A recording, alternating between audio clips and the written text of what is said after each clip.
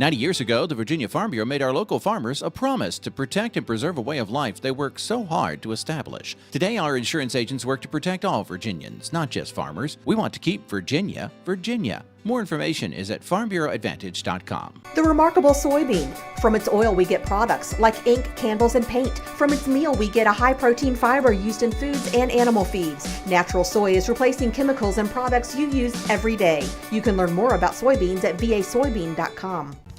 Have you ever thought about repurposing an old derelict barn and creating something new, attractive, and profitable? It's happening all across Virginia. Old barns seeing new life. This week we visit a great example of this trend in Rockingham County. We also have a story this week about opportunities in agriculture for military veterans. Plus we have some tips on mixing your own bird feed. Welcome to this episode of Virginia Farming. I'm Jeff Ishii.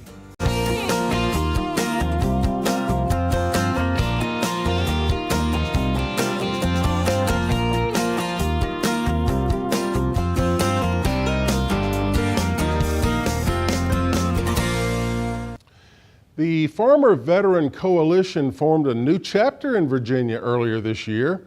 The organization is inviting farmers and military veterans to attend their first annual conference later this month. The free two-day educational and networking event, it'll be held on October 26th and 27th in South Boston, Virginia. Topics to be addressed will include the new Homegrown by Heroes labeling program, introduced by the Virginia Department of Agriculture earlier this year. For Virginia cattlemen, they know that producing a high-quality product is extremely important. Bob Severa has this report from the American Angus Association. I was taught a long time ago, anything worth doing is worth doing right. And so when we set out on this voyage years and years ago, we weren't going to be satisfied to just produce commodity beef. We wanted to be able to produce the best beef that there was available, and I feel like that's certified Angus beef. Waves of hardship can make an uneasy ranching voyage, but Jim Moore created an insurance policy that's built on quality genetics and measured by expected progeny differences, or EPDs. Where some producers go and just focus on birth weight and weaning weight, we have to look at EPDs across the board. And so we have to take in the maternal side of those EPDs, plus also the carcass sides of those EPDs. And I think that when we want to talk about producing high quality cattle, one of the EPDs that we really have to focus in on is that marbling EPD. Bulls with a marbling EPD of 1 or higher, twice the national average, can help protect the pocketbook if the market takes a tumble. And so what we've tried to do throughout the years is just buy bulls in a yearly process that have more marbling to them than what the bulls that we had the year before. We're keeping heifers out of these bulls, and so we've really just gone and tried to stack those marbling genetics in our cow herd. Along with bull power, the commercial rancher runs a tight ship with his cow herd, which has been closed to outside females for 45 years. What we've made the commitment to do is we're committed to selling as many high quality pounds as we can possibly sell while still maintaining the moderate framed cow size that we have and keeping the maternal side of our cow herd intact. With a formula in place, more cattle are in high demand at the feed yard. A recent pen went 85% CAB, including 28% prime. I think it's been proven last year with CAB selling over 1 billion pounds that if that product is good enough, people are willing to pay for it. Moore Cattle Company received the 2017 CAB Commercial Commitment to Excellence Award in September. I'm Bob Cervera. Thank you, Bob, for that report. Well, grocery shoppers can expect slightly higher retail prices for several foods this fall. Increases are being seen in bacon, chicken breast, orange juice, and sliced deli ham. That's according to the American Farm Bureau Federation's Fall Harvest Market Basket Survey. The informal survey shows the total cost of 16 common food items is up about 3% this fall compared to a survey conducted at the same time last year. Now, bacon, it's up the most from last year due to consumer demand. The retail price for a pound of bacon is up 19% in just 1 year. Well, all across Virginia, we're seeing old barns being restored and repurposed for agritourism. Amy Rocher has the story. It's coming up next during Ag Insights.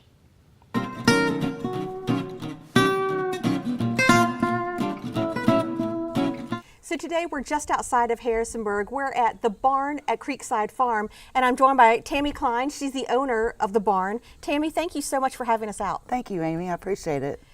This place is fantastic. Thank you. How long have you guys been open? Our first opening was April. It was a soft opening. We had our vendors invite X amount of guests just to see how it was going to go with parking and miscellaneous stuff. You know how it is with a new business. Right. And so our main opening was in May. Okay. So you mentioned vendors. Give our viewers an idea of what the barn is. That's hard. The barn is so many things in one. We're a shop, but then we also have vendors that come in, and they come and go. That they set their stuff up. We're kind of particular. We don't want like commercialized vendors. We want antiques, vintage. We have candles and soap and stuff that people have made. Just like we have a candy apple lady coming this weekend, and I'm really excited about that because it's something she's worked hard. It's usually small businesses. Right. Small businesses, they really struggle.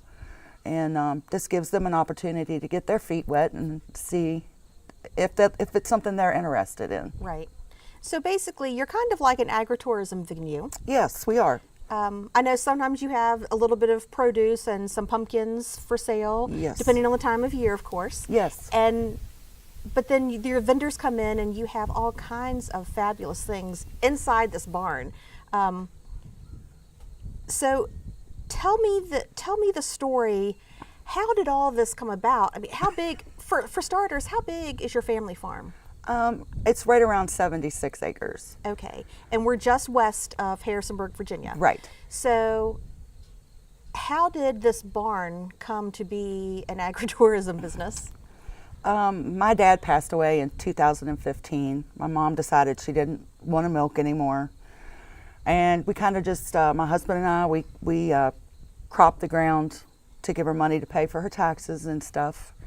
And it was hard, making hay and all of it and making decisions. And my husband worked a full-time job and I was working a full-time job. And I was really working in my basement, repurposing things and then just putting them on the internet to sell them. It was kind of a therapy thing. Mm-hmm.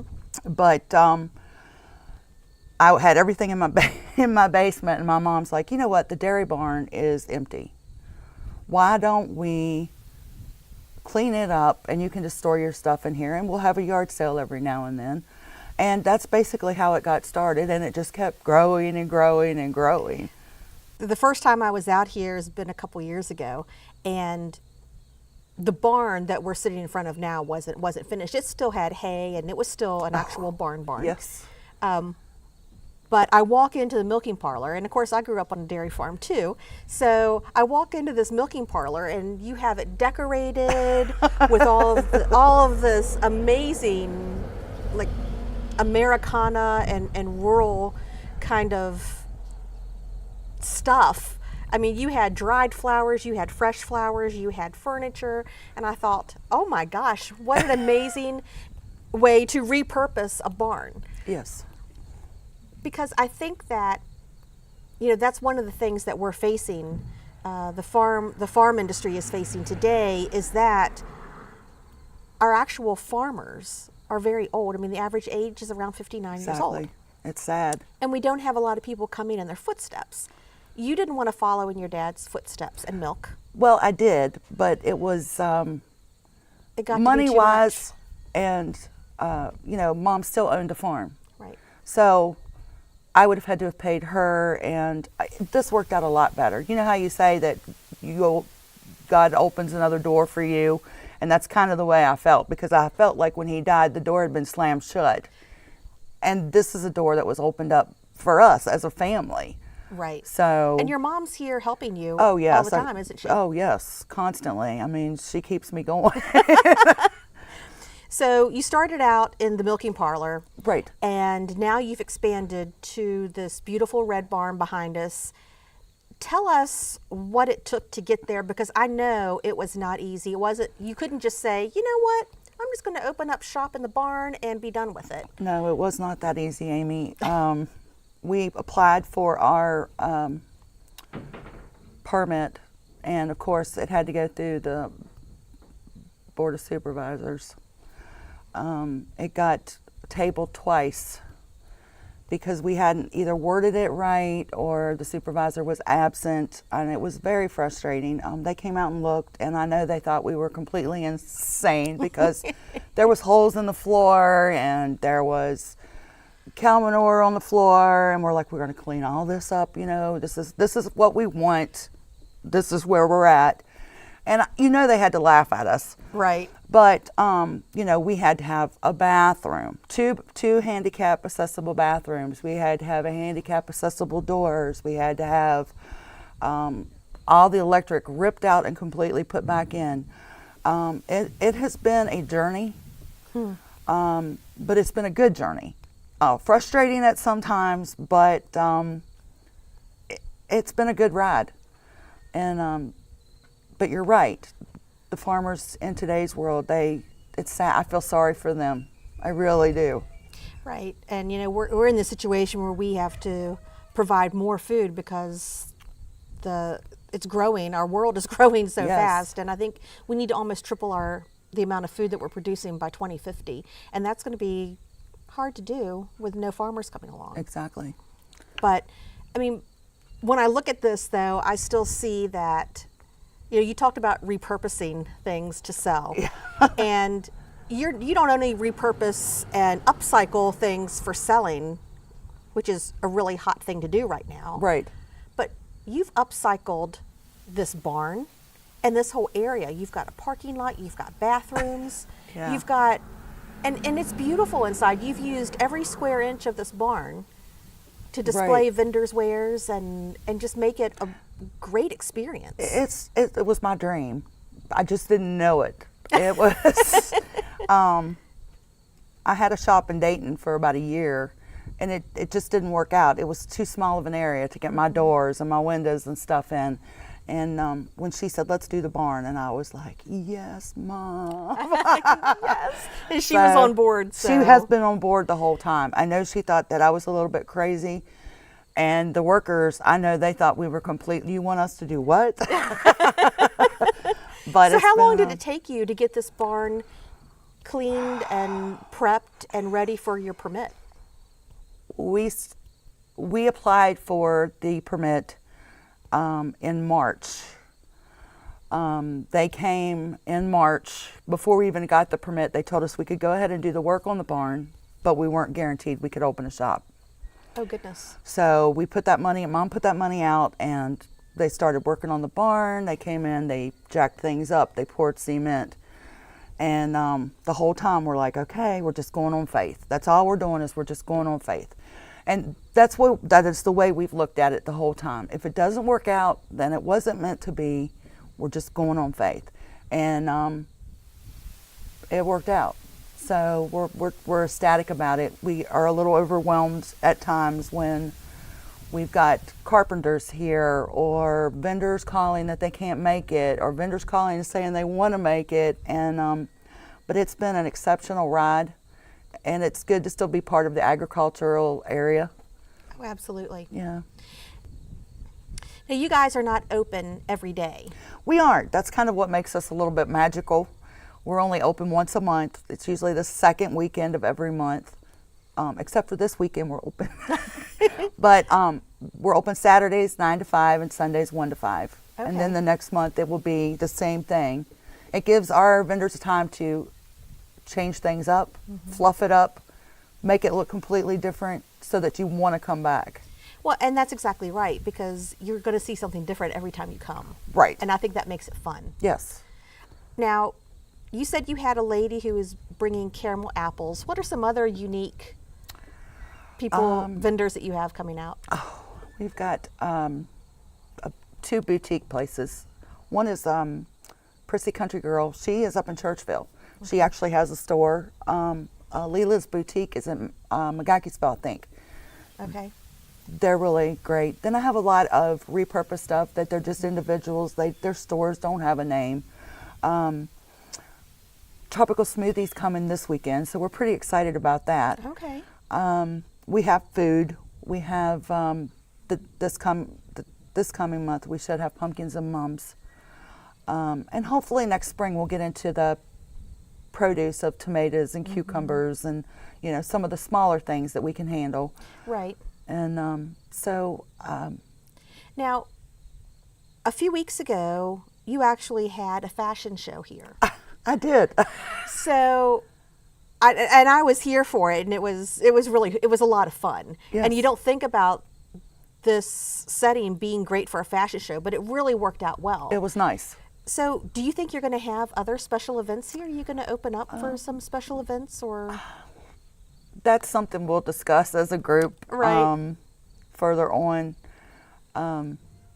It was fun. I don't know if it was because I knew you all, but it was a lot of fun, and it's always an option. Right. It's always, as far as weddings, no, we would never do weddings here. Right. But other than that, yeah, we're open to suggestions and Some ideas. Yes. Don't turn anything down without No. without checking it out first, right? Exactly. So you mentioned running it by your group. So who all is involved with you in this business venture? Nancy Rollman. She is a dear friend. I met her in Dayton when I had my shop, and she takes care of a lot of my marketing stuff and decorating. And then I have Carolyn Keeney. She's our photographer. She takes photography for one of the real estate agents, and she does our photography. And actually, her daughter was the one who did our wall back there. And then my mom, of course, she's the head CEO. That's right. That's right. And both my daughters are very involved. I mean, and I'm glad because this is something I've kind of built for them. Mm-hmm. And then my sister, they're taking care of doing some pork and stuff. So we kind of run it by everybody to see what their opinion is on it. Does it affect them? Right. So right. That's nice. We have a whole group of go-tos. That's amazing. That's what makes it all work, Yes, right? exactly. So let me ask you this. What would your dad say? When we started, I think he probably would have said, "You're crazy in the head." I can see him rolling his eyes at you for Yes. starters. Yes. Paul Heatwell would have been like, "Oh, wow, what have they What done are they now?" doing?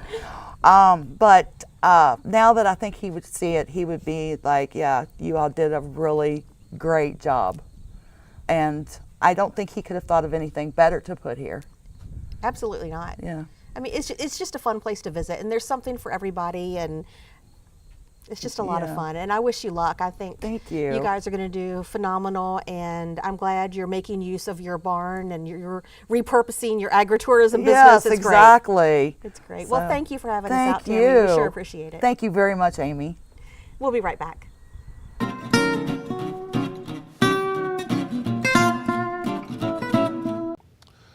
One of the most popular hobbies on a family farm is feeding wild birds in the winter. Have you ever thought about mixing your own bird feed? Let's learn how as we go in the garden with Mark Viette. Many of us like to enjoy the outdoors during the winter months. A lot of us like to watch birds and other animals maybe in our yard. But on the other hand, we might be kind of shocked when you go out to buy some of these bird seed blends that some can be quite expensive. Beyond that, you have to be very careful. Some of the blends that you see have a lot of things in them that birds don't like. The birds actually scratch some of the big millet, large millet, the milo. These are things that are in the blends to really keep the cost down, but it's of little or almost no value to the birds. A couple things you want to keep in mind. Black oil sunflower is one of their favorites, so I really like to use maybe 80% black oil sunflower, maybe even a little more. Whatever you give your birds, just like for us, it needs to be relatively fresh. If any of the ingredients you're using smell weird or sour or moldy, I recommend, don't feed the birds just like we wouldn't eat it ourselves. This is just some quinoa seed, and I do recommend, instead of using some of these little bags you buy them in with twist stems, you're going to want to, when you're done, put them in Ziploc bags or some type of sealed bag to keep them fresher. So in this case, I'm just going to use, this is like cooking, I don't measure exactly. I'm going to use about 2 or 3 tablespoons, because when you add these special mixes, you're going to get birds like pine siskins, goldfinch, titmice, doves, and depending on where you live, you may get grosbeaks and other birds if you're in some of the colder areas.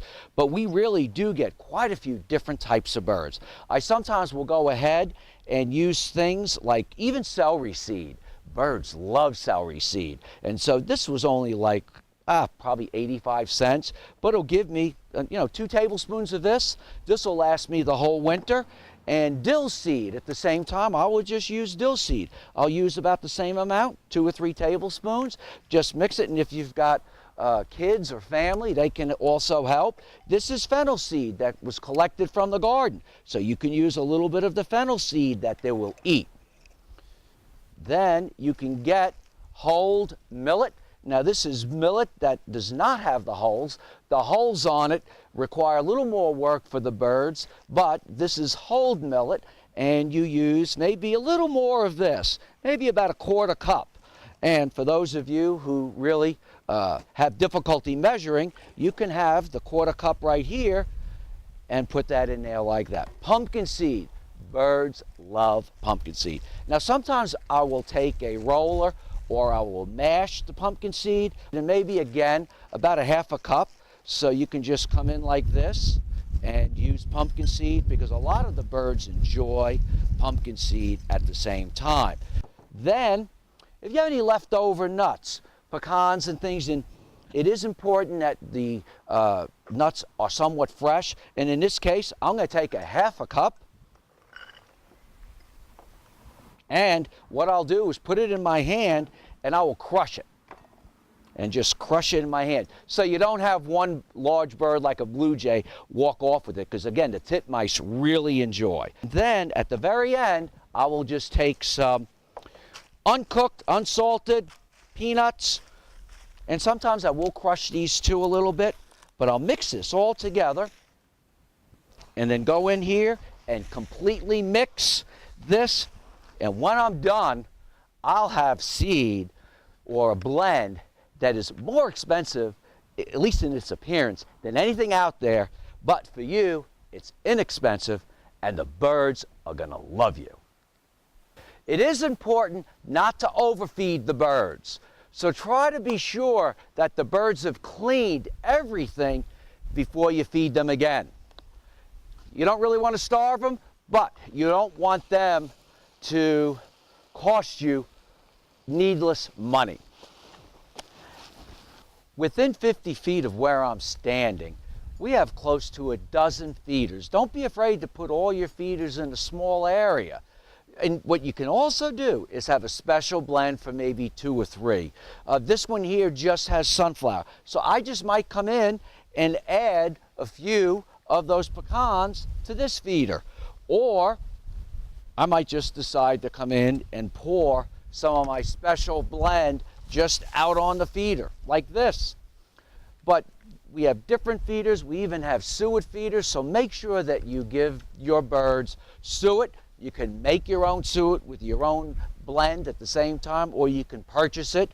And I like to use some of the suets that tend to be just a little firmer, but really they will attract woodpeckers, nuthatches, and chickadees. In fact, if your birds really like the blend you make, you can actually get chickadees to come almost and land on your hand to eat the special blend you've just made. I'm Mark Viette. Join me next time in the garden. Our pearl of wisdom this week is, well, it's short and sweet and oh so true. It comes from that wise old sage, Benjamin Franklin, who once said, "Lost time is never found again." Send in your own pearl of wisdom through our website at virginiafarming.com. Have a great week, everyone. I'm Jeff Ishii for Virginia Farming. And now for your Ag Trivia question of the week. The answer when we return. 90 years ago, the Virginia Farm Bureau made our local farmers a promise to protect and preserve a way of life they worked so hard to establish. We want to keep Virginia, Virginia. Anyone can be a Farm Bureau member, and there's a local Farm Bureau in every county. More information is at vafarmbureau.org. Virginia soybean farmers are hard at work growing soybeans to produce products you use every day. Candles, soaps, even crayons can be made from soybeans. Remember, when you buy soy, you're helping to support American jobs, the economy, and our nation's energy security. And now the answer to your trivia question of the week. Virginia farmers produce about 17 million turkeys per year. That's about 46,000 birds a day, every day, all year long.